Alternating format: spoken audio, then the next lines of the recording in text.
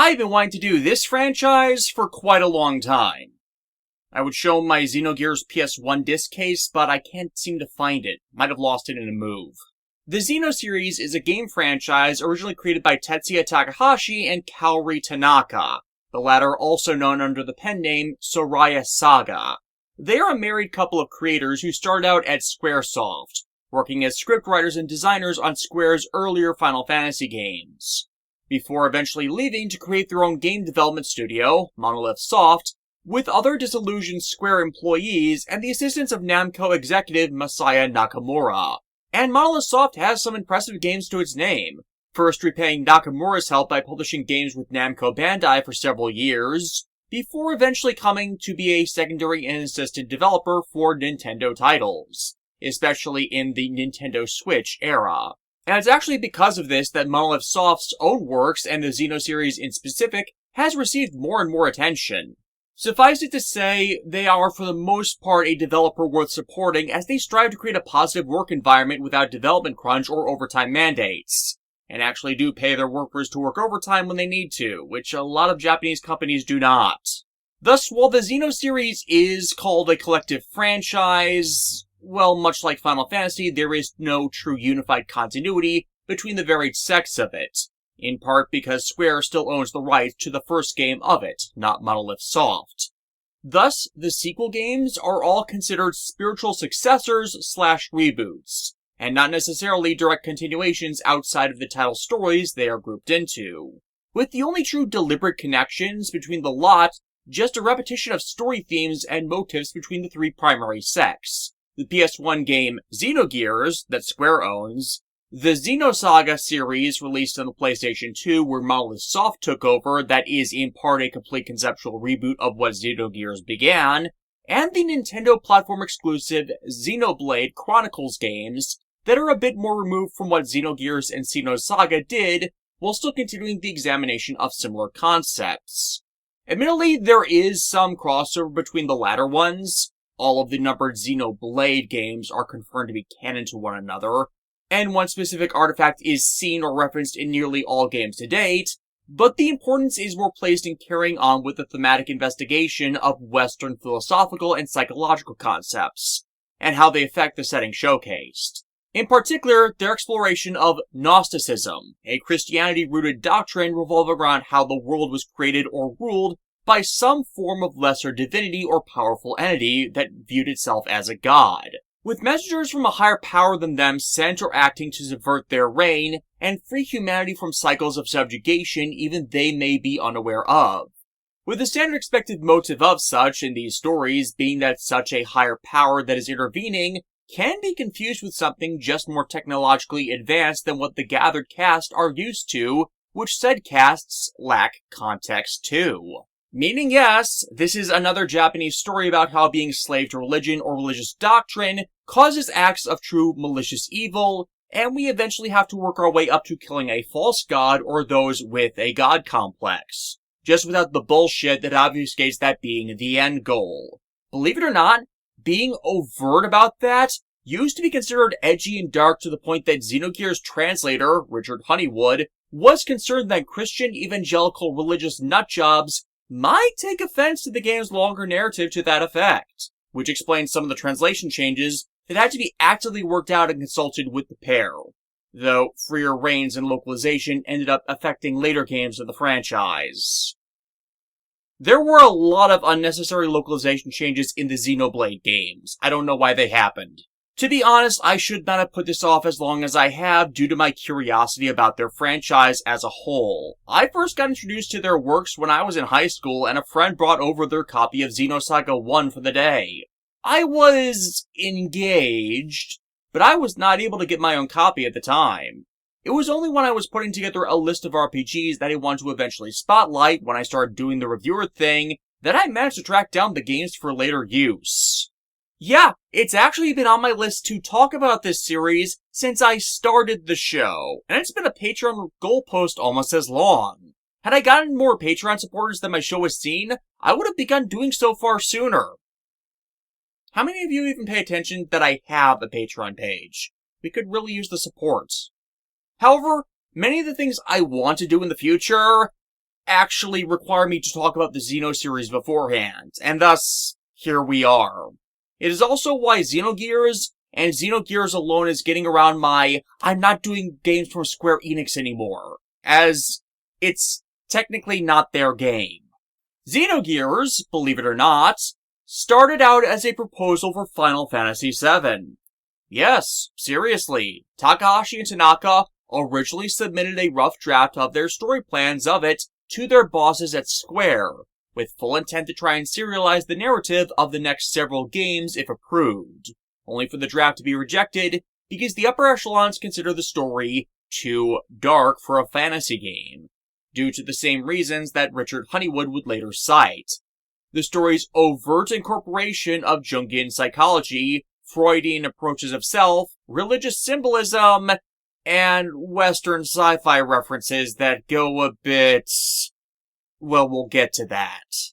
Considering what will be done with Final Fantasy VII and its own respective dark narratives and similar story tangents, even similar explorations of self, that in and of itself is hilarious. This was done on their end primarily due to a growing sense of irritation with the nature of the Final Fantasy games they'd been working on, where they kept feeling derivative of the previous ones that had driven the storytelling of the games into a rut, which is a reasonable critique of experiencing the first 6 games in chronological order. This was not an unknown sentiment at the company either. Hironobu Sakaguchi's developed story for what would eventually become Final Fantasy VII, a tale of loss and identity and overcoming true personal hardship with proper globally influencing consequences, was exactly the revolution for the franchise they and others on staff wanted to see happen. It's just what they wanted to do for it was a bit much for the producers at Square to stomach. However, the pair were allowed to develop Xenogears as their own project beginning in 1996 under the codename Project Noah, and it was first considered as a sequel to Chrono Trigger, before eventually being produced as its own IP. They had plans to originally make this story be the 5th part of a 6-part saga the pair were to tell out of sequential order. However, those plans would eventually end up scrapped and not continued into the eventual spiritual successor games due to difficulties they ran into with just getting this game out. Namely, they ran out of development time for the game and were denied the extensions and release delays most Square games are now notorious for. Xenogears is packed onto 2 PS1 discs in its physical version, not uncommon for Square games at the time, which could be as long as 4 discs. The first disc is roughly 65 hours of content, but the second disc is 20, 10 of which are cutscenes recapping the parts of the story they weren't able to make playable due to them running up against their deadline. And only another 5 of that 20 is really playable content, the last 5 hours of that 20 just being endgame grinding. One of the play guides I was using suggested Xenogears production got screwed over thanks to Square stealing development time and assets and giving them to Final Fantasy VIII's development, citing a link to an interview that is unfortunately now dead. But such can otherwise be corroborated in other public discussion of the game's make by the game's staff. And it actually makes sense if you're at all familiar with the problems behind the scenes of Square's productions of games. Square, as I discussed years ago, before I blacklisted doing anything more with them, developed a bad habit of misappropriating the development assets and work time of other productions, and even outsourced resources, and funneling them all into overcoming complications in the make of larger financial tentpoles, which has screwed them and their outsourced developers over time and again, as then not only are the problems of the larger game not fixed, as they just threw manpower at the game to force their progress past the problem, as opposed to fixing what was, quite frankly, fundamentally wrong, but as consequence, the lost time from make of the less important titles then makes them worse as they can't finish everything they need to with the reduced workforce they're left with. Final Fantasy XIII Trilogy, 15 and the original release form of the MMO 14, Kingdom Hearts 3, the complaints against the Mana game remakes, and the extreme delay in the production of Final Fantasy VII's remake, where they ended up dropping a lot of developers as their work was disregarded, are all recent examples of this, where such screwed over or massively delayed one of their games in favor of prioritizing others, some of which were rushed out the door half-finished as their production teams were either that cannibalized or came onto work for it blind as they were co-opted to resolve something that needed more than just additional manpower to get right. More noteworthy, it is conduct cited as begun by game producer Yoshinori Kitase, where a lot of the crap wrong with Modern Square is said to have originated from, and he was in charge of Final Fantasy VIII's development. The corroborating evidence in this case being many of the 30 total people that are credited as working on Xenogears also have credits among the 180 people who worked on Final Fantasy VIII. Like, this game's entire development team was smaller than the group that was working on just 8's awful full-motion video cutscenes. That small amount of people trying to finish a big game with their capacity to work on finishing it being sniped by another production and no extension to recruit time stolen from them? What resulted here is not surprising. And due to the ambitions of what the game was doing at the time, most critical reviews upon release actually praised the game, considering the experience, even with its varied flaws, a better story than what Final Fantasy VIII would later result in due to the fundamental problems present as part of 8. And while Takahashi and Tanaka in interviews have chosen to take personal responsibility for the shortcomings of Xenogears, please take note that this claim is always put in the context of solely inexperience with helming their own game's development and their unfamiliarity with the software necessary for producing a game for the PlayStation 1, something else that also cost them development time. That is the only aspect in this where they have chosen to take the blame, and now the circumstances by which they were left in by which to complete it. Disc 2's eventual final form was their desperate attempt to leave the players with a completed story, and not just ending the game on a to-be-continued that might never come, as Square's producer stable insisted they do, with zero intention to ever support a second game, which would otherwise have ended up breaking the game had they agreed to such. And the bitterness over having to do such explains the eventual decision for the pair, alongside many other disillusioned employees, to leave Square entirely and form their own company. The others who left with them likewise citing the inability by the company's management to actually manage their productions and give a damn to do right by their lesser IPs. And thus, Monolith Soft happened as a company, with itself endeavoring to make their development teams have flexible scheduling, so if they need to move more manpower to one production for a short time, they can do so without it causing significant harm in the make of another, as they learn the cost of not having such flexibility firsthand.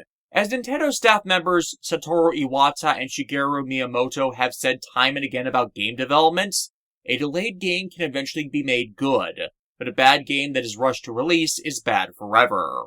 And that sentiment is one Takahashi, Tanaka, and Monolith Soft did seem to take to heart. At least, eventually. Thus, at the very least, in this case, good things came out of it. As for those who have taken the time to play the modern Xenoblade games, they have largely been positively received. The older games, not so much, for reasons we will discuss in time, where even if they were positively rated at release, reconsideration has largely soured the view of them. For the Xenoblade games seem to have collectively learned from the problems of Gears and Saga, so while they might have repetitive elements, they are not making the same mistakes. Thus, if you want to experience the best of the Xeno series, well, just play the Xenoblade games on the Nintendo Switch. And by and large, Xenogears in specific is considered to have aged far more poorly than its compatriot games, and others made around the same time as it. Which is where we need to have a bit of a warning to those who might be interested in playing these games yourselves. The Xeno franchise tends to be terrible at explaining itself, with what the characters say is happening in the moment, what is shown to be happening in the storyline, and what is said to have happened in the apocryphal material that the wikis have recorded, tending to be in conflict with each other or present information that is absent from the rest of the content and out of context. Sometimes, this is in minor ways. Others, like the ending of Xenosaga, is directly contradicting itself no more than one scene apart. Case in point, Xenoblade 3's explanation for what is going on in its story is an obnoxious case for this, since the prior two games had avoided the problem to the same degree it did. Spoilers for that game coming in 3, 2, 1.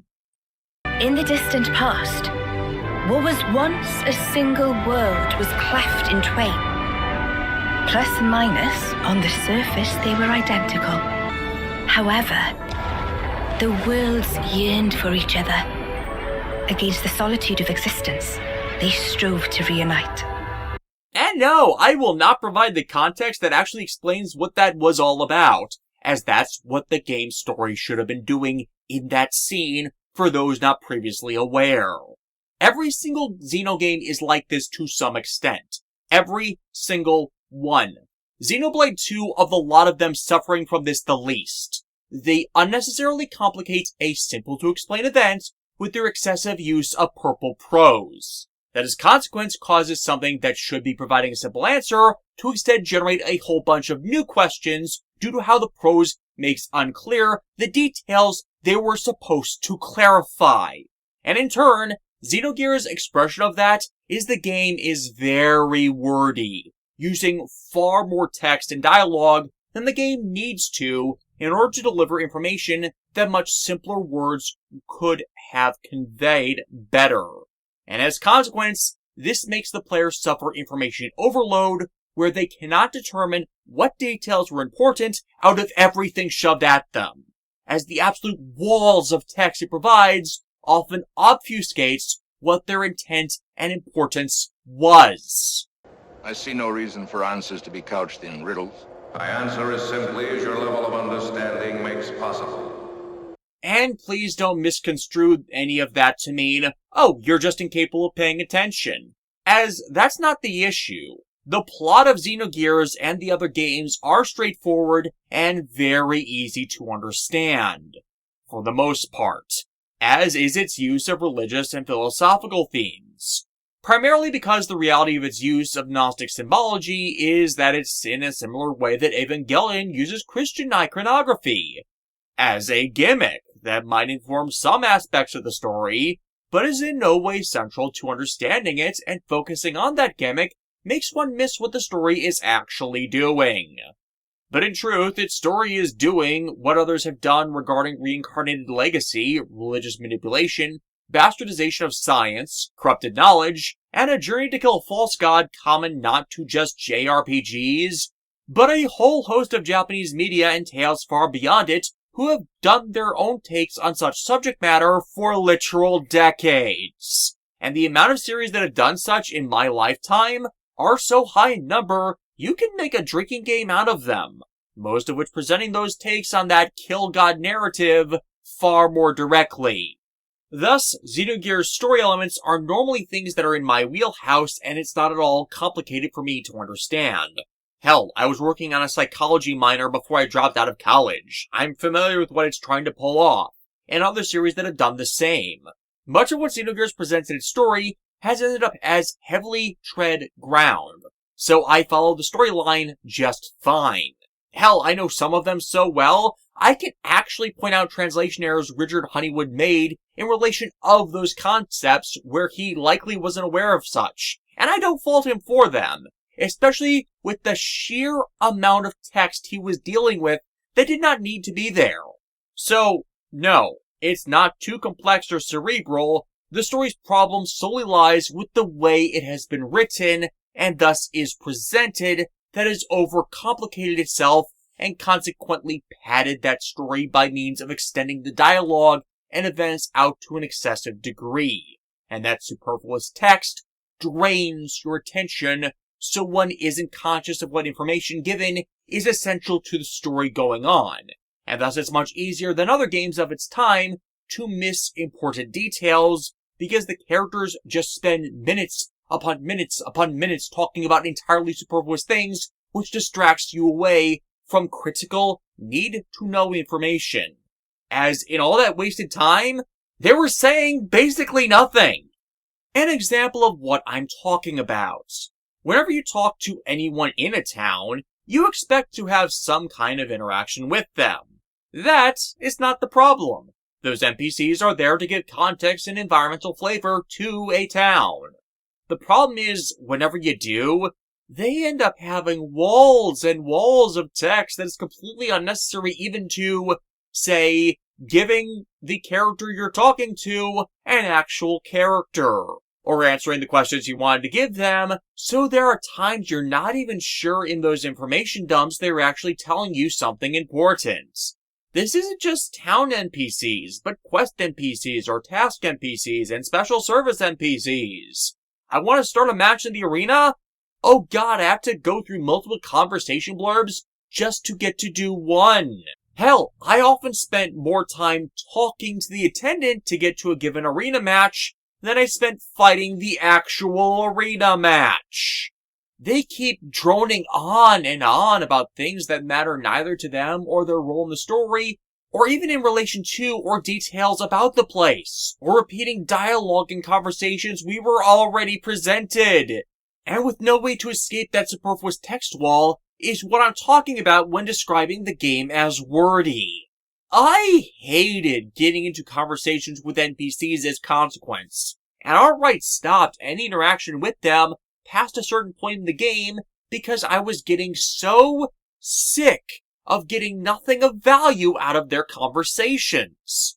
And keep in mind, this often happens with NPCs that could have been eliminated from existence and changed nothing. Hell, the later parts of the game actually do eliminate them entirely, and it is actually to the story's benefit when that happens, as it actually streamlines the experience. I at times had to go through 4 or 5, sometimes as much as 10 dialogue windows just to change the members of the party via the story-relevant NPCs that allowed you to do that late in the game. One of them, Margie, is a central character of the game, and I like her, but I didn't come to her room in the middle of the apocalypse to shoot the breeze when in that moment she is immaterial to what's going on. And I didn't appreciate losing literal minutes of time in the game just to swap around who is in battle. And keep in mind, Xenogears was 1998. I don't think Pokemon would have done as well in its first generation if every time I wanted to use the Pokemon storage boxes or change who was at the front of my party, I had to make small talk with Bill or other Pokemon Center NPCs before I could get to what I was there to do. Now expand that same issue to, say, shopping for items, or trying to get a lead on a story event where you have to talk to every NPC in town before finding the right one. That can take a full fucking hour just because you're having to sit through all of the interim dialogue boxes just to get to a minigame that you're done with inside of 5 minutes.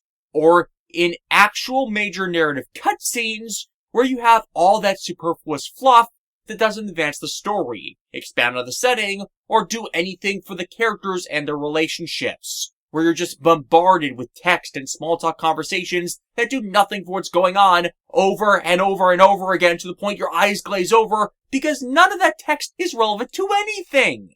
And you begin to see where there is an issue. They could have said the same thing, but involved far less text.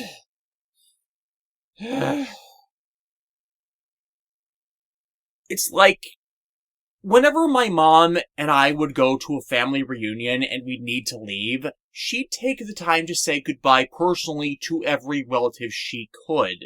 But every time she'd see someone to say goodbye to them, she'd drag them into a 10-minute conversation before she would move on to another person she'd need to do the same to, and repeat.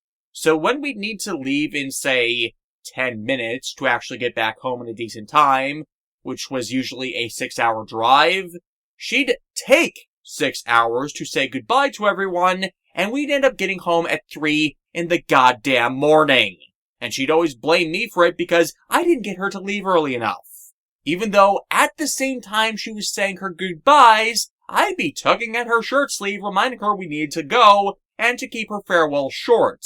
And everyone at the reunion, including my mom, would treat me as a brat for doing the task I was assigned to in trying to get us the fuck out of there. This game, with its superfluous dialogue, recreates that exact caustic experience for me. There is something that we need to be doing right now that is more important. We are not in the setting that is that dialogue focus that permits this to be okay, and someone talking our ear off is actively preventing us from getting to what we need to or should be doing. No matter how good the story is, that is draining, and an understandable source of frustration, which is just made worse in my case because the whole thing with my mom made that into one of my neurotic pet peeves. These walls of text were the actual reason Richard Honeywood was the translator for the game, him calling the work on it the project from hell. No joke, everyone before him that attempted to translate it either quit or asked for a reassignment because the density of text for its length was just too much for them to handle. In just its first disc, Xenogears has a longer transcript than Final Fantasy VII and VIII had in their entirety put together. It's actually because of this game that Honeywood ended up designing and programming translation assistance software to help speed up translation of game text, which was then used in the localization of Final Fantasy VIII. And as a consequence, that explains the various translation oddities that game experienced. And that software Honeywood designed then eventually would become part of the basis for a lot of translation assistance programs that are used now from Google Translate on out. He was not the only one to do so, but he was definitely a contributor on that matter. Thus, once more, the issue isn't that the story is complicated. It isn't. But the presentation of its story has been made convoluted by the means by which it is being conveyed. This is, once more, the side of things Takahashi and Tanaka are taking responsibility for. They overloaded the front half of their story with too much superfluous, irrelevant dialogue that eventually hamstrung development of the entirety, thanks to Square's normal bullshit with that. Alexis and I spent the entirety of 2022 playing every Xeno Series game that has released, and thus we have seen absolutely everything that has been released to date, even Xenoblade 3. So I can tell you in advance that they didn't quite learn the lesson for a while, and would not truly dial it back enough until the Xenoblade games.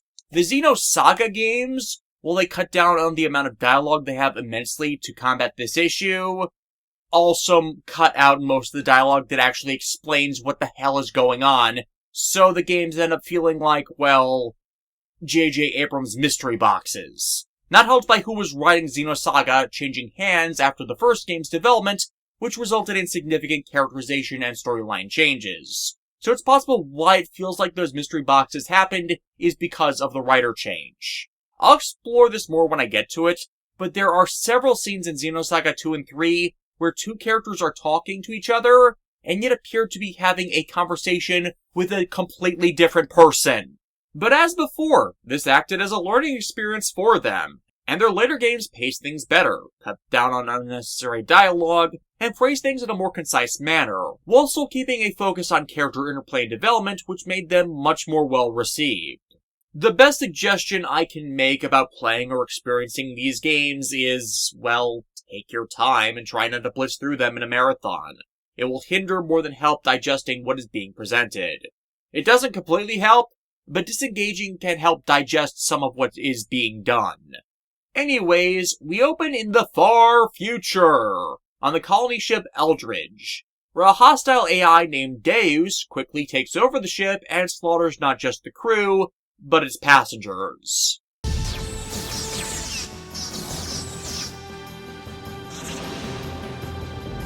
It takes the game over 60 hours to actually explain this. No, I'm not kidding. Hell, half of that wasn't actually explained in the game, but from the Apocrypha books. And this incident is made worse from what the Apocrypha reveals, as this colony ship, it was transporting the survivors of a massacre the Deus AI caused on the planet Victim 4 Beta. But the military, for some stupid reason, thought it would also be a good idea to transport the dismantled cores of Deus alongside the survivors of it. And Deus's cores reactivating as they weren't separated from their power source? Yeah, nearly everyone died because of that idiocy. The captain of the ship triggers the self-destruct, preventing Deus from warping the Eldridge to a location known as Lost Jerusalem, Yeah, that's a codename for Earth in this and Xenosaga. Long story. And the demolished remains of the Eldritch rained down on the planet they were in orbit of, leaving as its survivors just this one woman and another boy we'll meet later named Abel. However, skip forward 10,000 years and this planet has developed a human population from the survivors left behind, who have been at war for a few centuries, to the point no one knows why the war has happened. But the populace of this world has been so cold that they've sought any means to end it, finding and recovering the debris of the Eldritch, which contains advanced technology and giant robotic weapons they have dubbed Gears. The primary nations in this conflict are the Kislev and the Ava, with a third faction, Gebler, facilitating the war by supplying both of these sides what they need to keep it going in an eternal back-and-forth stalemate, while they in turn gain access to the various ruins of the Eldritch scattered across the planet for their own benefit and use.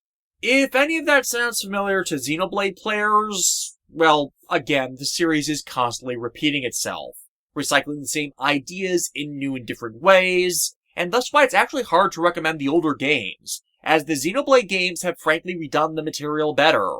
Normally, I would do something on a tangent of, you don't get credit for redoing something you screwed up the first time, but that more applies to creative bankruptcy from writers or producers that keep constantly doing the same thing over and over again in everything they do, with little to no scene change or improvement when you see the same thing done every year or every entry. And there's a lot in the newer Xeno games that shows how they learned from their mistakes, so when the Xeno games redo their prior plot points years and years down the line, it's with the purpose of correcting a prior mistake made with the previous story idea, and thus it is done in an entirely new way, as opposed to repeating the exact same thing ad nauseum in every entry. And thus, Xenoblade 3 with Kevez and Agnes and the Mobius faction is frankly a far better execution, and a far more personal and character-introspective one, especially if you played the prior 2 Xenoblade games and their various factions of conflict. The main story of the game, however, focuses on the character Fei Fong Wong, who we learn later is a reincarnation of the aforementioned Abel. Fei was experimented on when he was younger to turn him into a perfect soldier, but Fei is unaware of this happened to him as the training he went under broke his psyche, and Fei is the outward personality that developed in the aftermath.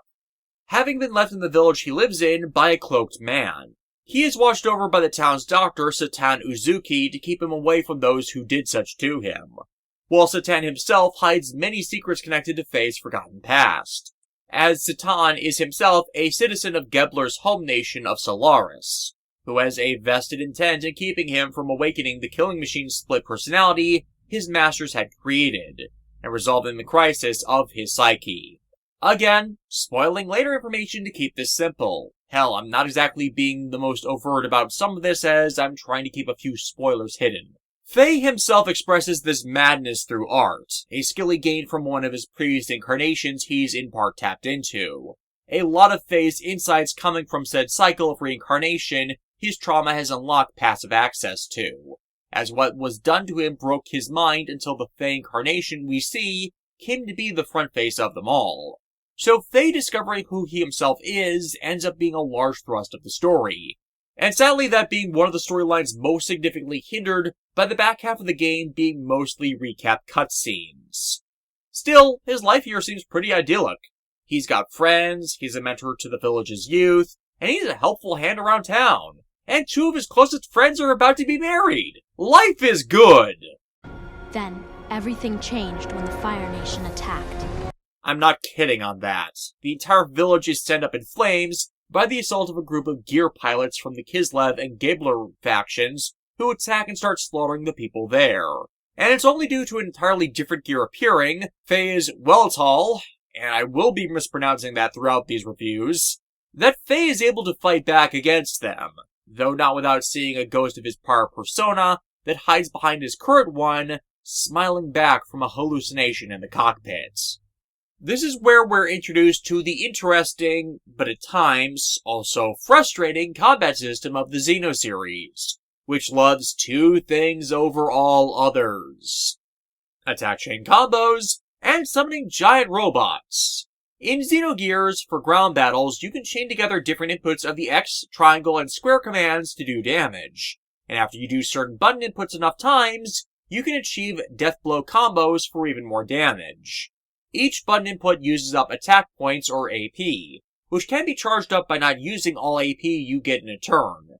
And leveling up or clearing story events can increase the amount of AP each character can use, which requires you to then use those specific combo chains enough times to unlock even longer death blow strings. Or the AP can be stockpiled to power AP attacks that also unlock over the course of the game. Using these death blows is obnoxious, however, as it takes using them a lot before you can access them. They're required to have to deal damage against the bosses of the game, but the grind to do so is just excessive. And with the character rotation that happens throughout the story, you will likely be stuck using or wanting to use a character that doesn't have enough points in their death blows for them to deal decent damage. This is not all the characters have, though. Each character also has a second character ability skill set that's more tailored to each character that can make them an asset, which exhausts EP or ether points. Ether being a recurring particle in the Xeno series that's basically the magic system of the franchise, based upon the concept of cosmic energy. Ether is also an actual thing. They're the name of organic compounds that contain an oxygen atom connecting different groups or structures of hydrocarbons. Faye, for example, has his ether skills be based around chi attacks, but the additional downside to such is a lot of these abilities just plain suck. I cannot name a single enemy, even the common ones, that Faye's chi attacks actually did decent damage against. The best character abilities all have to deal with buffing stats of party members or various restoration abilities that won't cause you to use up the limited supply of healing items you may end up buying. The gear battles are simpler, but require more resource management, as all the gears use up fuel by their pilots in battle, and that fuel is not restored after battle, meaning you can only use each mech for so long before you're just plain screwed. Fortunately, with certain accessories equipped on the gears, you can restore fuel to each unit by guarding, but it takes a fair amount of time in the game before you can get that equipment. And the attack chains for the mechs are a lot shorter than the characters, and are tied once more to equipment. Mecha battles, as a result, are a slog in certain sections of the game, as you will only be able to do decent damage to giant enemies using the robots, but due to the mechanics of both, the human character and the robots, working off of different rules and mechanics, do not pass or cross over onto the other. It eventually becoming a problem of being good at one mechanic hinders the development of the other, as it takes cold hard cash to upgrade your mecha, which takes away from being able to fully equip or supply the cast members on the ground. I think this might be why they eventually dropped the mecha mechanics when it came to the numbered Xenoblade games to finally give the games a really good combat system overall, as they tried to retain the mecha piloting and brawls in Xenosaga to likewise mixed effects. In my opinion, splitting the battles between two differing systems may have led to both being underdeveloped and play-tested, as while they work, neither work as well as they could, and pales in comparison to what had been done previously in Final Fantasy VII regarding its combat system and the stat gains provided by the varying materia, likewise ending up comparatively incompetent when lined up against RPGs released only a couple years later, which I have featured before, like the PS1 platform Digimon Worlds, Final Fantasy X, or .hack. Fortunately, however, characters still earn experience while they pilot the gears, so they can be used to help power level the cast through the varying region grinds. But the consequence of doing so is if you're grinding in the mecha, then you can't gain the points you need in doing combos to unlock the death blows needed to do decently against the bosses. And yet, there's a lot of overworld enemies that give up great experience that, due to being giant-sized, can only be fought appropriately with the gears. The gears giveth, and the gears taketh away. Anyways, Faye is overwhelmed by the forces, which unfortunately awakens his superpowered evil side upon the other gear pilots just wholesale slaughtering the populace and Faye's friends. Faye blacking out, only to awaken outside his gear among the few survivors his stalling managed to allow to evacuate. But unfortunately, he's not allowed to stay with them, as the young boy Dan witnessed Faye piloting the Weltall, and believes his role in the battle was why those soldiers were there in the first place. Dan's sister and her fiancé Timothy, friends of Faye's, were among those slaughtered in the attack. And Dan, instead of blaming the people who came to slaughter their entire home, blames the guy who was trying to protect them and failed. Which is the execution of a story device that absolutely infuriates me. Faye is not the reason why they were there in the first place, nor why they attacked, and not what Dan is blaming him for. No, Dan believes Faye is responsible because Faye fought back against the people slaughtering them. Because Faye gave the other villagers time to escape instead of being slaughtered wholesale. From what is presented, the soldiers were there to exterminate them all. It's actually revealed a few hours into the game later that they started this attack after a gear from another faction made a landing in the city. But the attacking factions still started murdering the town regardless of that. So why is Dan not blaming them for this? Faye failed to save Dan's family, but there's a lot of people Faye failed like that. Everyone around him, those are people Faye's actions prevented from dying. Not every situation is one where one can save everyone. One will have to accept that there are lives they cannot save in such circumstances. And if Dan were blaming him for that failure as a child unable to deal with that trauma, fair enough. But he's not. And his sole reason for doing this is after Faye witnessed Timothy being shot dead by the soldiers, the emotional response he had released some form of limiter on the Weltall, which in turn caused an explosion that decimated the remains of the village. But to me, this comes off as a no-win scenario, as had Faye done nothing, everyone would have still died. And he didn't enter that mech knowing that would happen. Hell, it said later that the Weltall wasn't supposed to do that. That is not a normal function of the machine. And Dan in turn leads the villagers Faye did save to all hate him for fighting where and when he did, not understanding that the soldiers were there. The soldiers would not have followed him out of the village as their primary mission did not involve him, as they were not there after Faye. Hell, there were enough forces there that had Faye tried to lead them out, then it would have enabled them to split their forces and continue the extermination. So logically, none of what they're ostracizing Faye for can be blamed on him. And yet, that is what the game spends its entire length doing.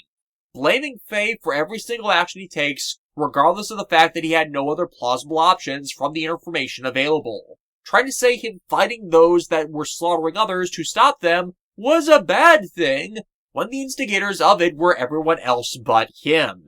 And he is somehow in the wrong for having empathy for others, and using what skills he has to help people in ways others cannot. And that is something I just cannot agree with. I'm not saying he's blameless for losing control like that, but there is a group that started that, and it was not him. And his role was trying to buy the people that were getting harmed time to get out. This is immediately where the game started to irritate me, as I absolutely despise this form of scapegoating where those responsible for a situation are never held accountable for something they wrought, as this really should have been blamed on the soldiers that came there and assaulted them regardless of what happened to the Weltall, as their actions are what caused its awakening and explosion. Make Faye feel guilty for losing control like that? Sure, I'd have no problem with that, and I don't from what we see of it. But blaming him for every death even before the explosion happened, one we never see from the Weltall again, by the way, as Titan himself says that was a malfunction that Faye had no control over or awareness of, it's here to force Faye out of his comfort zone that was the village to go through his eventual arc and begin the larger story. But that could have come about just as much from the entire population being lost, with only Titan remaining around to tell him what happened. For all that comes from this incident is Dan incompetently dogging Faye all game, trying to kill him for killing his sister, which as said, he wasn't responsible for, and Dan refuses to blame anyone else. Whenever Dan appears as consequence, the game is at its worst for this needless guilt trip. But fortunately, this plotline is one of several that was expunged thanks to the story summarization that takes place later, to hopefully make it not just worthless, but easily forgettable. The Xeno series tries one other time to make everything the protagonist's fault for why events like this are set in motion, and they fuck it up just as much in Xenosaga. Thankfully, the Xenoblade games largely sidestep this, and make the events that the protagonists of those games feel guilt for largely still be blamed on the villains of their respective stories, but the heroes being unable to dissociate themselves from the role they themselves played and the mistakes they themselves made. That is the proper execution of such, instead of what Gears and Saga do and scapegoat the least responsible person for an atrocity. Regardless, Faye can't stay here anymore, Satan agreeing to follow and help him once he finishes checking over the wounded, and ushering him to head to fully Ava territory as the soldiers were not from their faction. But to get into their territory, he needs to go through the forest that insulated the village from the rest of the world, where Faye finds...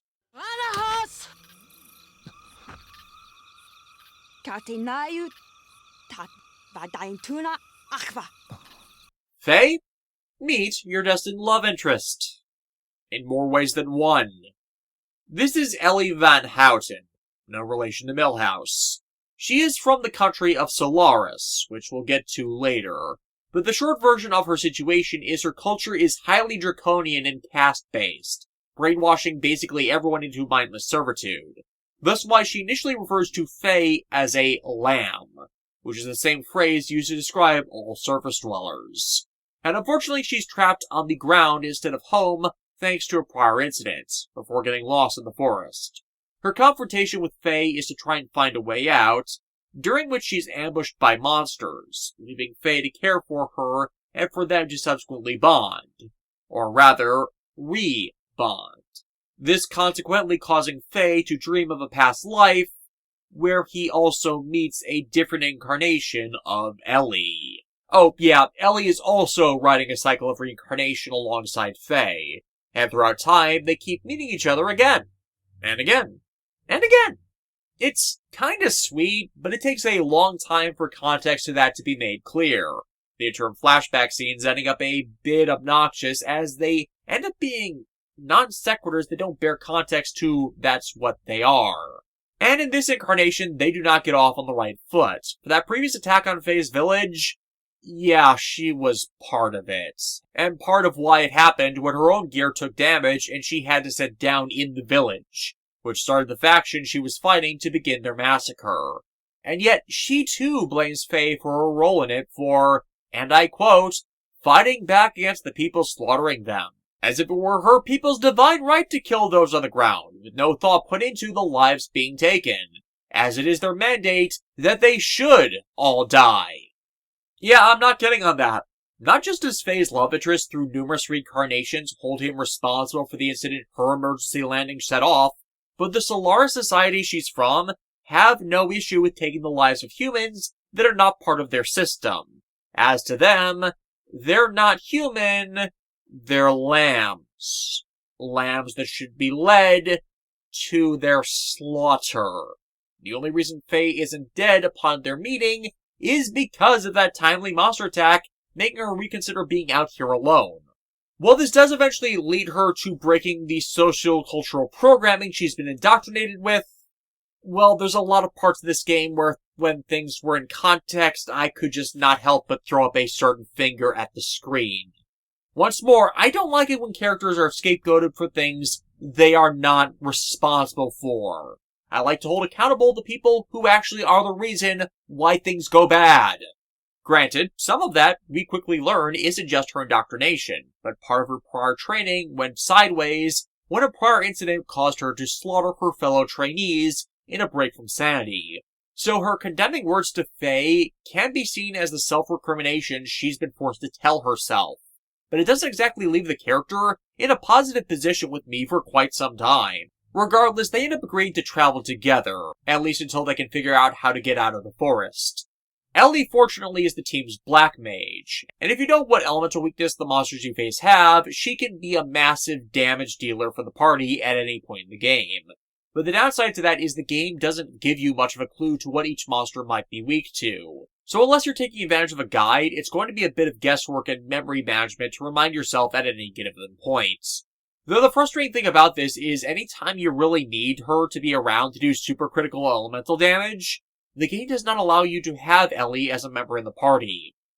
This ultimately culminates in them being attacked by a dinosaur, which exists in this world for some reason. Yeah, that made more sense when Xenoblade did it than here, knowing what I know about lifeform development on this planet, which gets explained later. Citan, however, comes in for the save, transporting a repaired wall tile to the forest so we can pilot it, though this again shows why the mecha combat is a pain, as even with the more powerful hits of the gears, because they have more limited capabilities to attack, and only bear short combo chains, well, battles against enemies that require a mech be used are always a slog.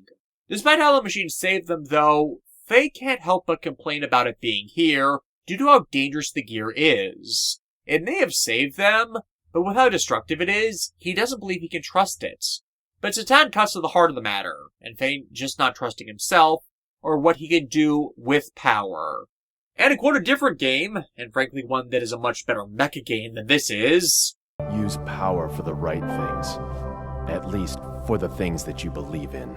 Though, as Faye rests to recover from the stress of the day, Citan once more shows how suspicious an individual he is by knowing the language of Solaris, and determining she was the pilot of the abandoned gear, which he in the interim has taken possession of in order to repair it with the Weltall. He also tells Elly that she should leave, for contact with Faye not a good thing for what the plans for Faye are, and their separation by her returning home would be good for them all. Which is where we're going to leave it for now, as there is, unfortunately, still a lot that needs to be gotten through.